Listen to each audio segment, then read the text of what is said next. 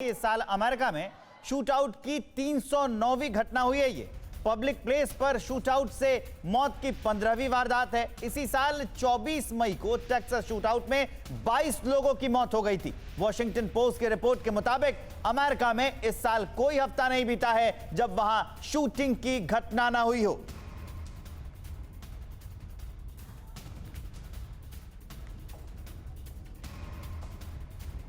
तो देखिए, बड़े शूटआउट्स अमेरिका में बार बार देखने को मिलते हैं। कई लोगों को टारगेट किया जाता है और मेरे पीछे बिग वॉल पर तारीख के साथ साथ घटना क्या हुई, उसमें नुकसान क्या हुआ। 17 अप्रैल को पिट्सबर्ग में एक पार्टी होती है, उसमें गोलाबारी और 2 लोगों की मौत हो जाती है। इसके साथ ही 13 अप्रैल को न्यूयॉर्क सिटी सबवे ट्रेन में 10 लोगों को गोली मार दी जाती है।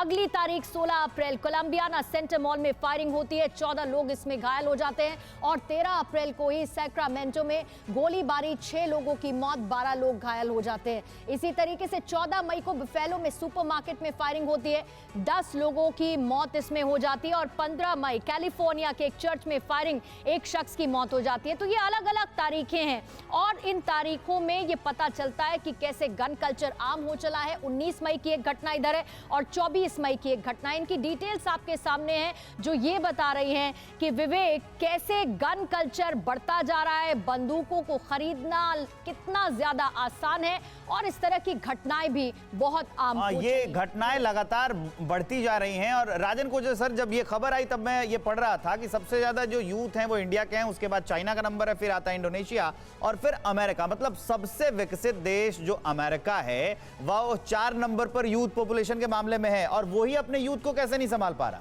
कहां कमी रह जाती है? इस विवेक, ये जो मेंटल इंस्टेबिलिटी और स्ट्रेस है ये आज सारे देशों के यूथ में है। तो इसको हम नहीं बोल सकते कि अमेरिका में ही है और इंडिया में नहीं और बाकी कंट्रीज में नहीं है।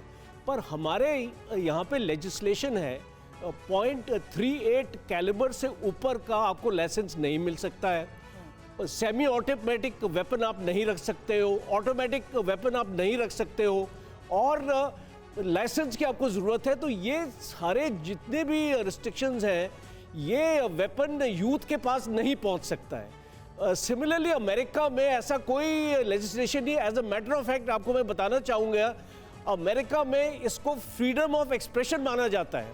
और आज एक स्टेटमेंट आई है rifle association of United states की, वो बोलते हैं कि इसके ऊपर कोई भी अंकुश या लेजिस्लेशन नहीं लगना चाहिए बिकॉज ये एक फ्रीडम ऑफ एक्सप्रेशन। ये जो मानसिकता है यही क्या हाल कर रही है अमेरिका का, ये तो समझना होगा ना एसपी सिंह साहब। क्या वजह है कि इतने सारे इंसिडेंट सामने आने के बाद, इतने लोगों की जाने जाने के बावजूद भी अमेरिका गन वायलेंस के खिलाफ पूरी तरह से नहीं खड़ा हो पाया? जो बाइडेन के आने के बाद हमने देखे हालात बदले, गन वायलेंस के खिलाफ बिल को राष्ट्रपति ने मंजूरी दी जिसको डेमोक्रेट्स और रिपब्लिकन दोनों का सपोर्ट हासिल हुआ, लेकिन उसके बावजूद भी ठोस कदम तो अभी तक नहीं उठा सका है अमेरिका। एब्सोल्युटली, आप बिल्कुल ठीक बोल रहे हैं।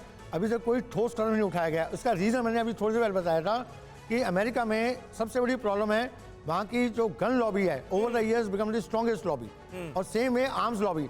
आप देखिए जितनी भी वॉर्स हुई हैं वर्ल्ड में इस समय रिसेंट ईयर्स में, उन सब में पीछे कहीं ना कहीं अमेरिका का हाथ है, उनकी आर्म सप्लाई लॉबी का हाथ है।